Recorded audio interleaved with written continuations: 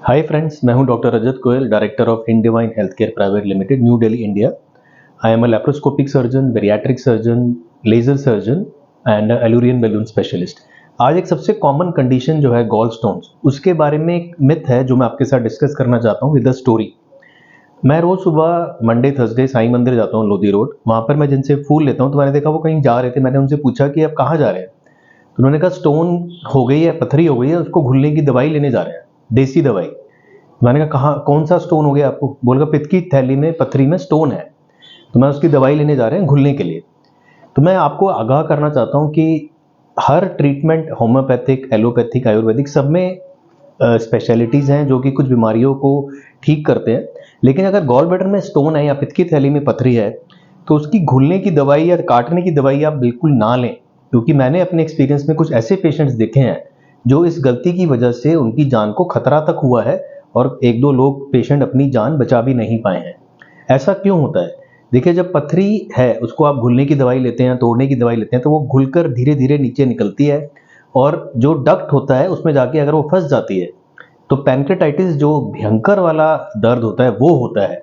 दूसरा, जॉन्डिस हो जाता है अगर वो वहाँ फंस जाती है, और फिर आपका केस कॉम्प्लिकेट हो जाता है। तो जो सिंपल डिजीज है, जिसका सिंपल ट्रीटमेंट है, लेप्रोस्कोपिक सर्जरी है जिसका पूरे वर्ल्ड में ट्रीटमेंट, जिसका कि रिकवरी पीरियड बहुत फास्ट है, एक ही दिन आपको हॉस्पिटल में रहते हैं, 2-3 दिन बाद आपको पता भी नहीं चलता कि मेरा ऑपरेशन हुआ है, उसमें हम ये रिस्क क्यों ले रहे हैं?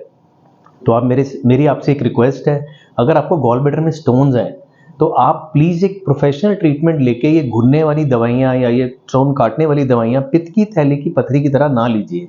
इसको हम कंफ्यूज करते हैं गुर्दे की पथरी की तरह। देखिए, गुर्दे की जो पथरी है वो टूटती है या पिघल, जो भी है, जो भी आप लेते हैं ट्रीटमेंट, वो पेशाब के रास्ते निकलने का चांस रहता है अगर वो छोटी होती है तो 5 mm से। अगर बड़ी होती है तो फिर वो भी फंस जाती है, उसके अंदर भी गुर्दा खराब होने का डर रहता है। और कभी कभी गुर्दे खराब भी हो जाते हैं लोगों के, क्योंकि वो ध्यान नहीं देते, क्योंकि 2 गुर्दे हैं, दूसरा गुर्दा काम चला लेता है। तो मेरा आपसे एक रिक्वेस्ट है कि अगर आपको गॉल ब्लैडर में स्टोन्स हैं उसको आप सीरियसली लें और उसका ट्रीटमेंट कराएं। एक और स्टोरी मैं आपको बताना चाहता हूँ कि एक किसी पेशेंट को दर्द हुआ, उन्होंने अपना अल्ट्रासाउंड कराया, उसने पता लगा कि पित्त का थैला में जो पथरी है वो नीचे वाली नलकी में फंस गई है।